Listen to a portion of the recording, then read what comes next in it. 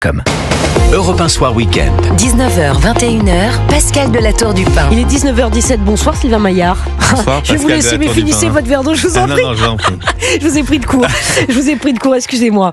Non, je vous en prie, hydratez-vous, député de Paris Ensemble pour la République. Mais non, je vous en prie, je voulais que vous nous racontiez, vous étiez à l'Assemblée nationale. Mais c'est incroyable, mais pardon, mais l'Assemblée nationale, le député Modem Nicolas Turquois, qui manque d'en venir aux mains avec le député PS, Mickaël Boulou. La députée vice-présidente Naïma Mouchou, agressée par Manuel Bompard, qui lui dit « Tu vas payer ce que tu es en train de faire. » Quel spectacle, pardon, mais ça renvoie de la politique. Mais racontez-nous comment vous avez vécu ça de l'intérieur, Sylvain Maillard. Bon, d'abord, bonsoir oui, évidemment bonsoir. à tous. C'était évidemment un moment les niches parlementaires, c'est-à-dire que chaque groupe à l'Assemblée nationale a une journée d'initiative où il inscrit les textes qu'il souhaite une fois par an. Donc c'est évidemment pour chaque groupe, et singulièrement pour les groupes d'opposition, un moment important, puisqu'ils peuvent porter des textes et ils ne pourront plus en porter d'ici un an. Donc ils ont choisi, et la France Insoumise a choisi plusieurs textes, mais a décidé de n'en étudier qu'un, qui est la réforme des retraites. Nous leur avons dit très clairement, ce n'est pas un texte pour être dans une niche parlementaire, parce qu'une niche parlementaire, elle commence à 9h le matin et se termine à minuit, quoi qu'il arrive. Et donc, nous ne votons pas si nous n'avons pas étudié tout l'ensemble des amendements. Et donc, on leur a dit, écoutez, quand on a étudié le texte il y a 1 an et demi, ça a pris un peu plus de 3 semaines et nous n'avons pas terminé. Donc, évidemment, en quelques heures, on n'allait pas abroger la réforme des retraites, d'autant plus qu'il y avait aucun projet alternatif. Et c'est ce que nous avons pu démontrer. Donc, c'était quoi de la provocation, Sylvain Maillard? Alors, on dit les choses. Il y a une sorte de tension dès le début, qui était montée crescendo, qui a commencé à 9h du matin, qui est montée crescendo, et vers la fin, vers 11h du soir, avec après des heures et des heures de discussions et d'échanges parfois tendus, souvent constructifs aussi. Il y a eu ce qu'on appelle un dérapage. Je regrette, c'est pas l'image que doivent montrer des députés, et donc le député du Modem, Nicolas Turquois, devra s'en expliquer devant le bureau de l'Assemblée nationale. Non, mais comment avez-vous réagi, vous, en assistant à cette scène? Vous êtes fatigué comme les autres. J'essaie de m'interposer pour pas que ça dégénère. Voilà. Donc, ça devient tout simplement un moment physique. Donc, de faire en sorte que ça ne dégénère pas. C'est ce que nous avons réussi à faire, je crois, plusieurs. Et puis, voilà. C'est un moment difficile, dans une journée difficile. Mais ça, je veux bien croire, Sylvain Maillard. Juste une chose, quand même. Ça fait, quand même, vous êtes en politique depuis bien longtemps. Vous avez vu la journée d'hier, pardon, mais moi, c'est toujours le spectacle. Je trouve que ce spectacle qu'on donne aux Français, que les députés, les représentants des Français donnent à voir, je m'interroge. Et vous qui connaissez la politique depuis si longtemps, vous aviez déjà vu une telle tension ? Oui, j'ai vécu ça, moi, il y a 2 ans, aussi, dans une niche LFI, aussi, un moment où les huissiers ont dû intervenir pour séparer l'énervement de députés LFI, qui, cette fois-ci, pour le coup, étaient à la manœuvre. Il y a toujours une tension très forte. Je le note particulièrement pendant la niche de la France Insoumise. C'est pas bien, ça donne une mauvaise image. Ensuite, je vous le dis très clairement, on passe beaucoup d'heures les uns avec les autres, dans une tension forte. Je crois qu'aussi c'est à l'image de la société française, c'est-à-dire qu'il y a une tension, on le ressent tous. Et malheureusement, ça s'incarne aussi à l'Assemblée nationale. Mais c'est incroyable. Juste sur la niche parlementaire LFI, vous le disiez, la réforme des retraites en niche parlementaire, c'est impossible à étudier. Impossible de passer en vue avant minuit le millier d'amendements qui avaient été déposés, en grande partie par le Bloc central, d'ailleurs, dont vous faites partie. Il en restait encore 600 à étudier. Est-ce que vous assumez, par exemple, de faire pareil que les Insoumis, en tout cas sur ce sujet C'est quoi, c'est de l'obstruction parlementaire? La réforme des retraites, qu'on soit pour ou qu'on soit contre, et on sait très bien que c'est une réforme qui est impopulaire. C'est une réforme que nous avons portée, qui rapporte 20 milliards par an. 20 milliards par an. Et donc nous avons déposé, moi à titre personnel, j'ai déposé une vingtaine d'amendements. Est-ce que 20 milliards tous les ans, est-ce que ça ne mérite pas une vingtaine d'amendements? J'ai dit plusieurs fois au rapporteur Hugo Bernalicis, donc qui est le rapporteur La France Insoumise, je lui ai posé la question, quel est votre projet alternatif? Comment faisons-nous pour financer les pensions des retraites?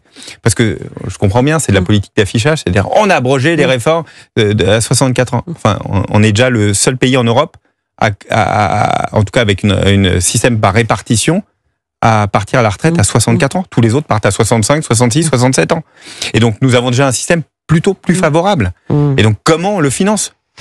Et la question, nous l'avons posée, et puis au bout de quelques heures, enfin, il nous a répondu en nous expliquant qu'il allait augmenter les cotisations salariales et qu'il allait recourir à l'impôt. À un moment, on n'a pas bien compris, si aussi dire qu'il allait taxer les entreprises. Bref, on a bien compris qu'il n'y avait pas de plan au fonds de financement, si ce n'est un affichage, faire en sorte que on abroge la retraite à 64 ans. Bon, je voudrais qu'on parle aussi de Marine Le Pen. Marine Le Pen donc, a fixé un ultimatum à Michel Barnier. On ne sait pas si Michel Barnier sera encore Premier ministre la semaine prochaine. On en est là. Elle a fixé un ultimatum disant effectivement qu'elle signerait la motion de censure avec les Insoumis. Marine Le Pen qui a quand même obtenu des concessions, notamment sur le prix de l'électricité, mais semble-t-il, ce ne serait pas financé. Vous dites quoi, vous ? Bon, nous, il y a eu plusieurs discussions. Le groupe Ensemble pour la République, avec Gabriel Attal et l'ensemble des députés, nous avons toujours dit, nous ne voulons pas d'augmentation du coût du travail. Et donc, ça a été pour nous notre cheval de bataille de faire en sorte que nous ne voulons pas relancer le chômage. Nous voulons accompagner les entreprises pour créer de l'emploi, pour créer des recettes et faire en sorte de financer notre modèle social. Ça a été notre combat durant ce budget. Puis ensuite, il y a une période de responsabilité. C'est-à-dire que, est-ce que le budget est celui que nous aurions souhaité ? Non. Est-ce qu'il est parfait ? Vraiment non. Mais est-ce qu'il nous faut un budget pour la France ? Oui. Et donc, en responsabilité, nous avons non seulement voté la commission mixte paritaire, mais ensuite, nous avons toujours dit que nous ne censurions pas Michel Barnier. Je vois que le Rassemblement national demande des choses de plus en plus importantes, tout en disant, si vous voulez, vous me les donnez, c'est-à-dire comme le prix de l'électricité, mais comment vous allez les financer ? En gros, je pense, cherche une raison pour mettre la France dans un système de chaos financier. Vous pensez, est-ce que le Rassemblement national souhaite le chaos de la France ? Écoutez, je pense qu'au moment d'appuyer sur le bouton de la censure, je pense qu'il doit quand même y avoir une sorte de réflexion, puisque aucune décision n'a été prise. C'est pas si simple. Ils comprennent bien que les conséquences seront extrêmement importantes pour les Français, et ça va se matérialiser dès le 1er janvier. Dans plein de choses.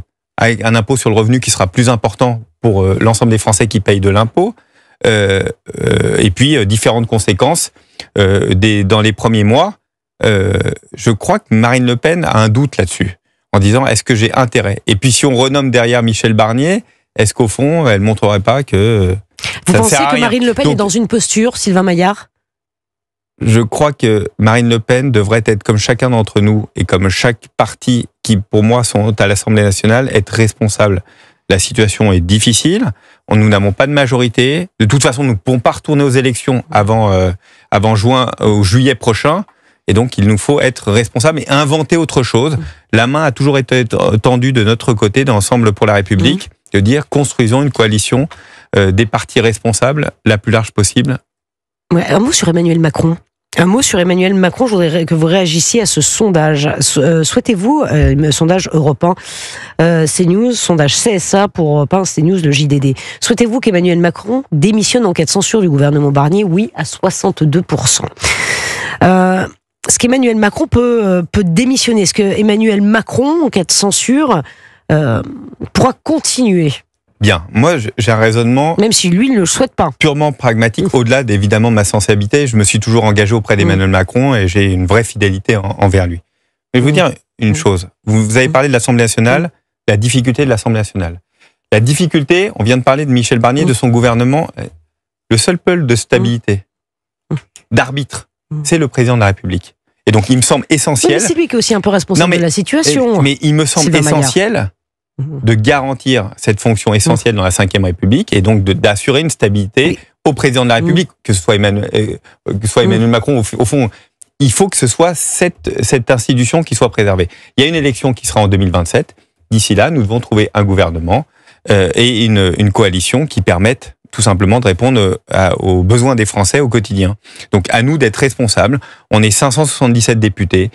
Il y a un arc républicain qui me semble assez clair. Nous demanderons aux socialistes de venir participer à un gouvernement presque d'union nationale que nous avons déjà commencé à constituer avec les LR, avec l'ensemble de majorité présidentielle. et puis de construire des réponses pour les Français. Des réponses très pragmatiques sur le pouvoir d'achat, sur la réindustrialisation, sur l'accompagnement de notre modèle social, mais aussi sur le fait que le travail paie plus. Merci beaucoup Sylvain Maillard, en tout cas, d'être venu ce soir dans le studio d'Europe 1. Bon courage pour la semaine prochaine. Je ne sais pas comment ça va se passer, mais je vous le dis, bon courage, parce que ça tombe à votre avis ou pas? Non, moi, j'en sais rien. Sûr, j'espère que chacun sera responsable. Mais vous avez peut-être le droit d'avoir un avis sur la question. On l'a tous. J'espère que chacun sera responsable. Pour envoyer la balle dans le camp des autres. Vraiment. Parce que nous sommes clairs. On a dit que nous soutiendrons le gouvernement de Michel Barnier. Nous pensons que c'est important et que les conséquences seraient vraiment graves pour chacun d'entre nous. Donc, que chacun soit responsable. D'accord. Et les Français jugeront qui est responsable. Bon. Ils jugeront qui? Les députés, Marine Le Pen? Je pense qu'ils jugeront ceux qui ne sont pas responsables et ceux qui veulent le chaos. Aussi, et ceux qui sont dans la tempête, parce que c'est un moment de tempête, qui gardent le cap et qui sont solides. Merci beaucoup Sylvain Maillard. Merci et bon courage. Bon courage. Allez, 19h28 sur Europe 1. Dans un instant, le journal permanent.